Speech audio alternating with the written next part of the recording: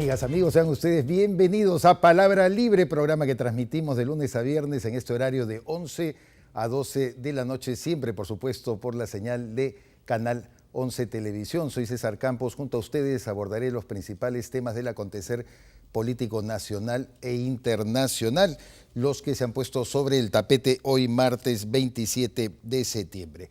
Una confusión nos hizo decir el día de ayer que hoy martes iba a sesionar la Comisión de Constitución del Congreso de la República a fin de estudiar los informes elaborados por distintos grupos de trabajo ordinario del Parlamento Nacional que han estado evaluando la solicitud de facultades legislativas presentada por el Poder Ejecutivo. En realidad, esta comisión tan importante, presidida por el fujimorista Miguel Torres, habrá de reunir el día de mañana a las 11 de la mañana. Ya ha trascendido que hay un predictamen de 161 páginas en las cuales se recoge las opiniones, los informes, las orientaciones que han presentado cada una de las comisiones que ha revisado los 5 puntos presentados por el Poder Ejecutivo. Como todos sabemos, estos puntos son la reactivación económica y formalización, el segundo, seguridad ciudadana, tercero, lucha contra la corrupción, cuarto, agua y saneamiento, y quinto, reorganización de Petroperú. Hay algunos candados, se dice que se ha puesto al respecto de algunas de las propuestas, por ejemplo, en el caso de Petroperú, que no haya ningún intento de privatización de esta empresa estatal. Eso se da por descontado, no es necesario ni siquiera ponerlo sobre el papel.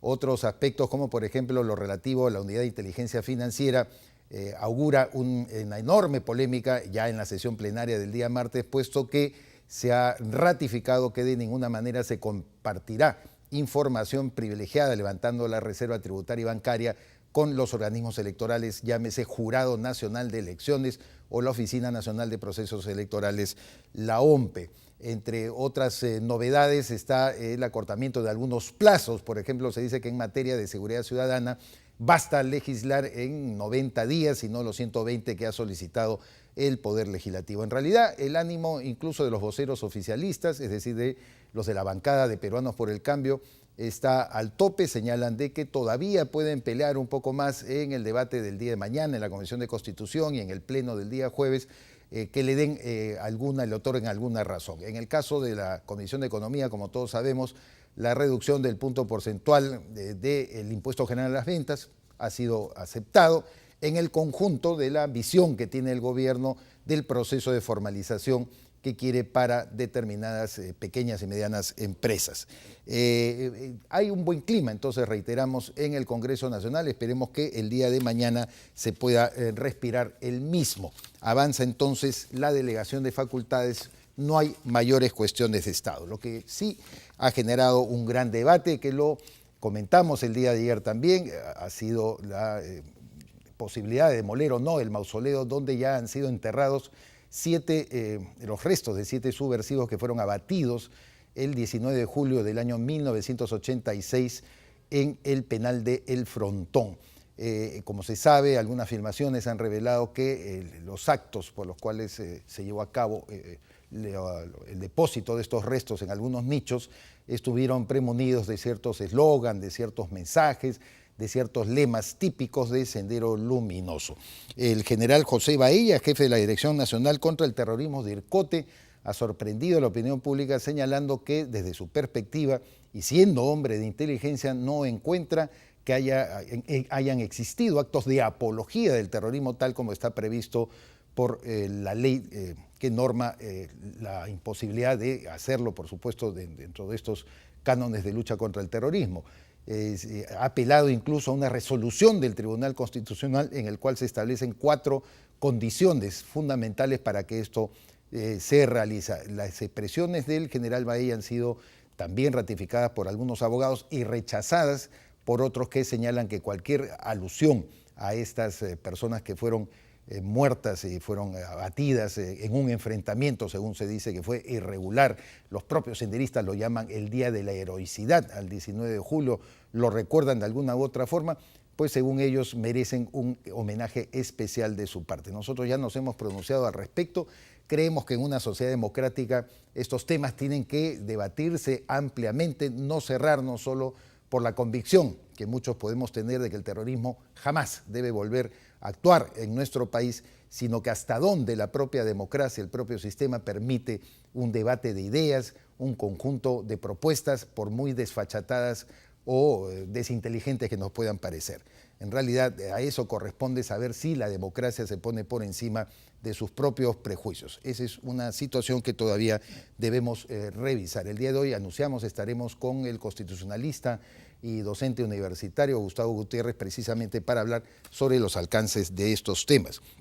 En materia económica, ha habido un anuncio muy importante por parte del ministro de Economía, Alfredo Torne, que ya su despacho, el Ministerio de Economía y Finanzas, viene preparando una propuesta para crear el famoso seguro del desempleo, promesa anunciada por Pedro Pablo Kuczynski desde la campaña electoral y que originó un gran debate. ¿Qué debe prevalecer? ¿La CTS, la compensación por tiempo de servicio, o inaugurar un seguro de desempleo que cubriría a una persona que ha perdido su puesto de trabajo durante un tiempo hasta que se enganche nuevamente en el mercado laboral? Ha dicho el ministro Alfredo Torne de que este seguro lo adquirirían las propias empresas empleadoras y que resultaría además una forma de abaratar los costos, puesto que la compensación por tiempo de servicio, la CTS, representa un sueldo anual, mientras que lo que se dispondría para el seguro del desempleo sería un monto mucho menor. Con el economista Miguel Santillana también vamos a conversar ampliamente sobre el tema. Y por supuesto, hablando de polémica, de debate, de enconos y rabietas, están las expresiones que también comentamos ayer del presidente Pedro Pablo Kuczynski respecto a que fumarse un porrito de marihuana, un pitito, nada que nos pueda agravar la salud o volvernos adictos, no representa ni constituye ningún problema. Hemos preparado un informe al respecto y sobre las famosas frases del presidente Kuczynski. Declaraciones del presidente Kuczynski causan constante polémica. Frases que matan. Durante su presencia en Cartagena de Indias, el presidente de la República expresó sin ningún tipo de reparos: soy una persona liberal, si quieren fumar su troncho, yo sé que no les gusta que se diga eso, pero eso no es el fin del mundo, pero la droga dura sí es algo bien grave. Aunque luego afirmó que él no está de acuerdo con la legalización de ninguna droga. Esta afirmación causó polémica a nivel nacional e internacional y más de uno le ha recomendado que sea más prudente con sus declaraciones. Incluso Johnny Lescano le ha pedido que se rectifique sobre el tema. Kuczynski en más de una oportunidad ha tenido expresiones que le han causado problemas, como cuando se refirió a la ex candidata presidencial, Verónica Mendoza. Yo trabajo con un equipo. Aquí no es cuestión de una señora que tiene un padre famoso o de otro tipo que se pone pantalones escoceses o de una media roja que dice que sabe hacer las cosas y nunca ha hecho nada en su perra vida. O con estas declaraciones que encendieron la ira en la tienda naranja en la segunda vuelta. Lo más probable es que hijo de ratero es ratero también, tal palo, tal astilla. Todavía está en el recuerdo de los peruanos las duras palabras que tuvo contra un periodista porque no le gustó la pregunta que le hicieron. Usted dice que está muy preocupado por el desarrollo del país, pero esa preocupación no se ve, por ejemplo, en esa necesidad del peruano que dice de que, bueno, es hora de negociar el contrato de paz. Aterricemos nuevamente. A mí lo que realmente me sorprende es la ignorancia de la pregunta que usted hace. Yo voy a ser bien agresivo. Claro, usted es un ignorante. Claro, usted es un ignorante. Claro, usted es un ignorante. En medio de la polémica levantada, los peruanos esperan que las formas con las que se expresa el presidente estén más acorde con la investidura que representa. Este es nuestro presidente, este es su estilo. Hay ángulos y formas que le gustan a usted, probablemente amigo televidente, y otras que mucha gente considera que no debe abordar, por lo menos en la forma como lo hace. Es verdad que en algunos momentos, como bien lo dice PPK, yo voy a ser bien agresivo, él se enoja, se molesta como cualquier ser humano, pero en verdad la investidura presidencial obliga a veces a tener ciertos grados pues, de prudencia. Como decía el ex primer ministro Pedro Cateriano, hay que morderse la lengua. Él era muy difícil que se la muerda, ¿no? Si se la mordía podía envenenarse, pero definitivamente es verdad, pues hay que morderse la lengua y tener un poquito más de calma para decir las cosas. PPK sabe muy bien, o sabía muy bien el revuelo que iba a causar respecto a esta frase de que fumarse un porrito no originaba mayor problema. Sí origina problemas, pues porque por ahí empieza la adicción a la droga. Puede ser que en materia de diversión, la gente que puede controlar sus emociones, no pase nada. Pero esto suma pues a una serie de frases que ya le conocemos al presidente, que el informe muy bien lo ha recordado. Ojalá en su equipo de comunicación o su equipo político se evalúen estas cosas con buena fe, como lo queremos hacer nosotros. No vamos a hacer tampoco un escándalo porque se diga, me rasgo la vestidura, porque va a fumarse un porrito, un pito de marihuana. Eso pero quizás no tenga mayor... Todavía no te he presentado, Miguel. Entonces, terminando y cerrando ese comentario, ahora sí presento a mi querido invitado, al economista, graduado además con honores en la Universidad de Manchester de Gran Bretaña, don Miguel Santillana, a quien le agradecemos. ¿Querías comentar sobre esto? Sí, o sea... ¿Por qué? Porque tú has fumado varios porritos. No, ¿por qué no? ¿Te sientes identificado? No, yo soy más de un buen whisky, pero ¿por qué no le da un porrito a que se calma, PPK? ¿Ah? No, el tema yo lo tomo muy en serio. Yo pertenezco al grupo que evalúa los trabajos que convoca CEDRO, los trabajos periodísicos. Cede, además las estadísticas tan grandes que se están originando en nuestro el primer país, paso hacia. Y donde se dice, pues, realmente de que el primer peldaño, como tú bien señalas, es fumarse, pues, el porro de marihuana. Y como puede ser el alcoholismo también, como diríamos, ¿qué tiene de malo? Tú dices, prefieres un buen whisky, pero corremos el riesgo de caer también en los excesos. Todo exceso es absolutamente malo y pernicioso, entonces hay que saber controlar esas cosas. No sé, el mensaje del presidente no lo veo yo como un mensaje tampoco, ¿no? Ha sido un comentario libre de un hombre liberal y en fin. Bueno, tenemos que acostumbrarnos a sus comentarios, así como teníamos los comentarios de Piñera en Chile, ¿no? Claro. Sebastián Piñera, ¿verdad? ¿No? También tenía sus frases. Yo me acuerdo de Boris Yeltsin, cuando era ruso, y él además sí era copólogo, pues se pasaba de copa, pellizcaba a su secretaria. Claro, además en plena transmisión. Sí, en plena transmisión no tenía bandera. Miguel Santillana, el propósito de convocarte ha sido un poco conversar acerca de estos anuncios formulados por el ministro de Economía, tu amigo Alfredo Torne, respecto a que ya el MEF está embarcado en la creación del seguro de desempleo. Vamos a hablar primero de ello y luego también sobre la reforma de pensiones, el tema que tú conoces muy bien. Insiste en el seguro de desempleo. ¿Es adecuado para el Perú? ¿Es necesario? Bueno, pero eso debería ir acompañado de una formalización del mercado laboral. Si tú recuerdas lo que se le ha pedido al Congreso, son 5 puntos generales, 25 políticas, y en ninguna de esas políticas está la reforma del mercado laboral. Entonces ahí, para que tú vayas a un seguro del desempleo, primero tienes que formalizar el mercado, para que la gente esté en un registro. Muy bien, pierdes tu empleo, no ganas el 100% de lo que ganabas, ganas un porcentaje y además, dependiendo en qué país estés, ese porcentaje va disminuyendo de 60% a 40% y te dan 6 meses para que te puedas recolocar. O puedes mantenerte en desempleo, pero ese porcentaje va disminuyendo en el tiempo. Entonces, de todas maneras, esto tiene que ir acompañado de una formalización del mercado laboral, cosa que no se ha visto y que este gobierno lo ha mandado al Consejo Nacional del Trabajo. Bueno, pero como también todo el mundo lo manda, ¿cuál es la novedad? Así es. El Consejo Nacional del Trabajo es algo parecido a los foros que tú construyes para un poco... Mecedor, pues un buen tiempo. Claro, porque además... que habrá alcanzado uno que otro aspecto, por ejemplo, en el caso de la negociación colectiva, efectivamente el Consejo Nacional de Trabajo logró algunos propósitos plausibles, pero la gran mayoría de la reforma no se ve. Los aumentos de salario mínimo han sido más iniciativa del gobierno de turno que una propuesta del Consejo Nacional de Trabajo. Entonces, eso es lo que me preocupa.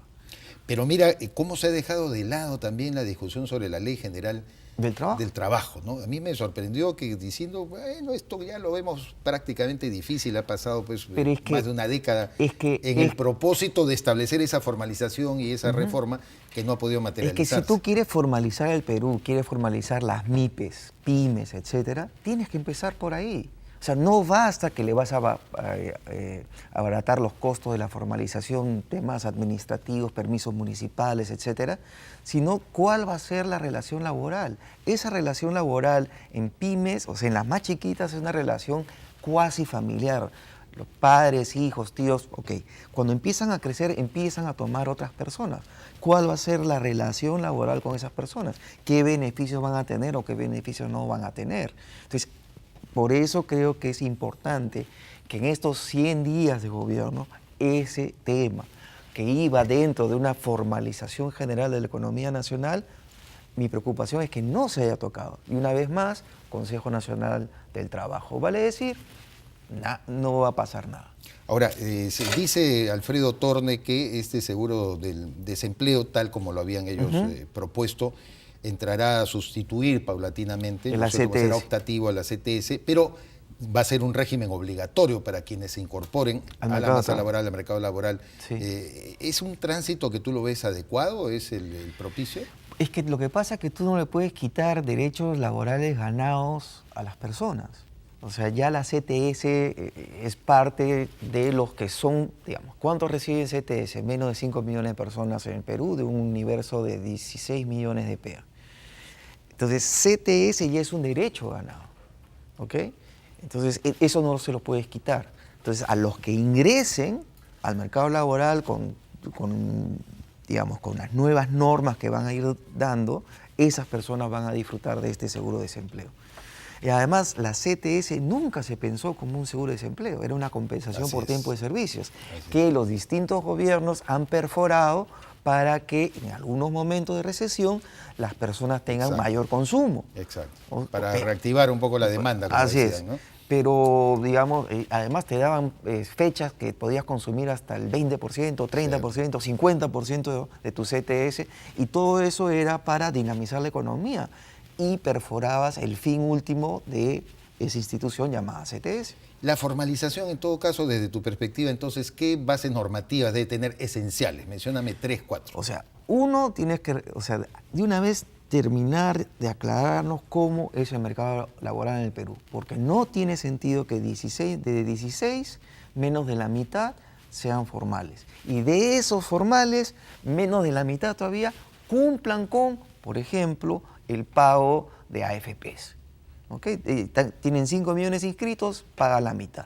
¿Okay? Eso no tiene ni pies ni cabeza. Entonces, las relaciones laborales, aclararlas. 2, todo lo que sea permisos. O sea, acá se está sobrelegislando en el Perú.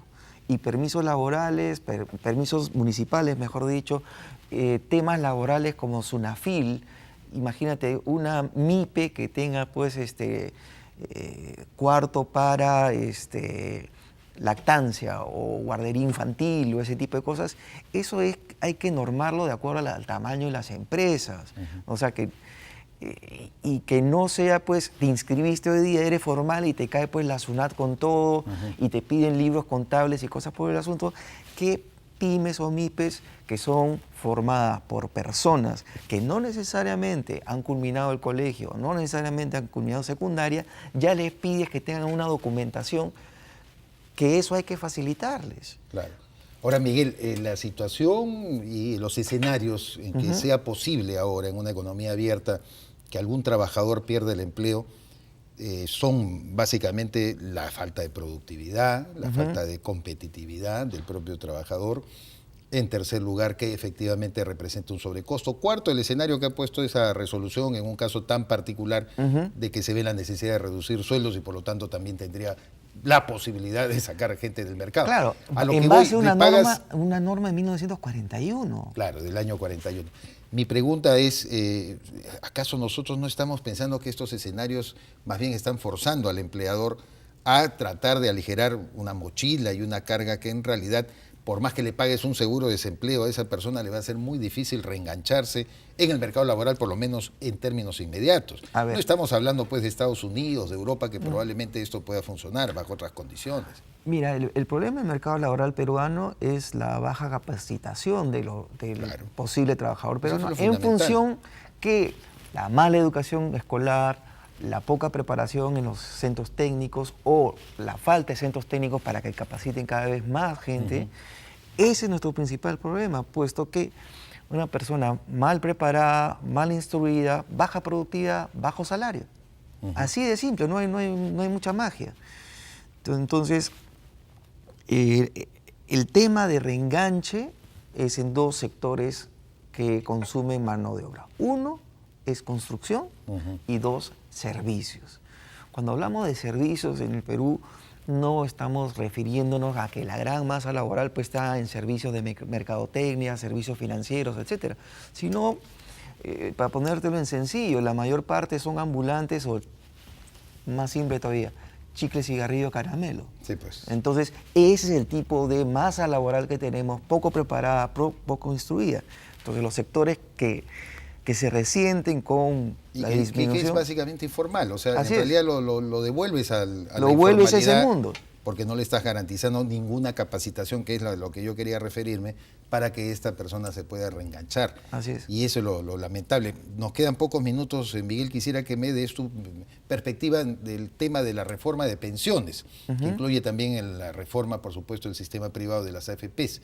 ¿Cómo lo ves según el anuncio de Alfredo Torne el día de ayer? Mira, yo creo que la ONP, si tú haces un trabajo actuarial, creo que coincidimos todos los economistas que es algo que ya está quebrado. Y que creo, si mal no recuerdo las últimas cifras, vive de 1/3 que pone el Tesoro Público para poder cumplir esas pensiones. Yo creo que hay que enfrentar de una vez ese tema. Sabemos que a futuro eso no va a funcionar. Y creo que es momento que el Ministerio de Economía vea qué hace con eso, porque puede ser que no reviente en este gobierno, pero en algún momento va a reventar. Primer tema. El segundo tema es que las AFPs tienen que ofrecerle una diversidad de sus productos a los clientes. El no hacerlo, el ser reticentes, el no querer cambiar de posición, hizo que un Congreso les imponga algo que ni siquiera los congresistas entendían lo que han aprobado, pero generó que 25% para que puedas comprar tu casa y cosas por el estilo. Entonces, yo creo que debe haber una comisión entre el Ministerio de Economía y la Asociación de AFPs para que se den distintos productos financieros para el distinto tipo de cliente.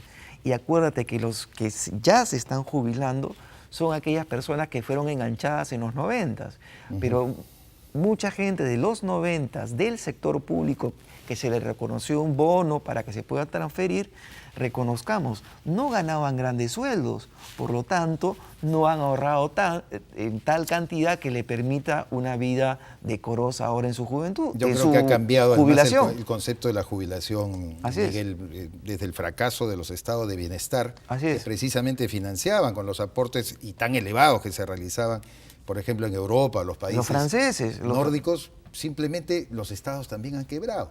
Y por lo tanto se tiene que replantear y ver en el Perú a gente como Pedro o Mario Brescia que hasta que se murieron, se dieron su último suspiro, exhalando, ¿no es cierto? Estaban chambeando. Así es. O nuestro maestro Felipe Osterling, a quien yo a los 83 años los veía trabajando, le dije, oye, Pipo, tú sigues acá en la actividad. Así es. ¿Quién se jubila en el Perú? ¿Quién pretende tener esa idea del estado de bienestar de los 60? Claro. Que yo creo que ya se ha roto y ha cambiado. Acá en el Perú la gente trabaja hasta el final, o sea, 65 es un referente, nada más. Es un referente. Eso de que voy a gozar, me parece muy raro. Muy pocos. Efectivamente. Miguel Santillana, siempre un placer tenerte, por favor, y comprometido, como siempre, a volver a hablar y abordar todos estos temas. Muchísimas me gustaría venir pues un viernes para tus viernes candentes. Los viernes donde tengo al elenco estable, que polemiza este último viernes, ha sido bravo. ¿Cómo no? Te voy a convocar para un viernes de los temas económicos. Hacemos una pausa, volvemos con el constitucionalista y docente universitario Gustavo Gutiérrez para hablar los temas de la delegación de facultades y también si el jefe de la ERCOTE tiene razón en apelar a esta resolución del Tribunal Constitucional que establece las condiciones para juzgar la apología del terrorismo. Ya volvemos.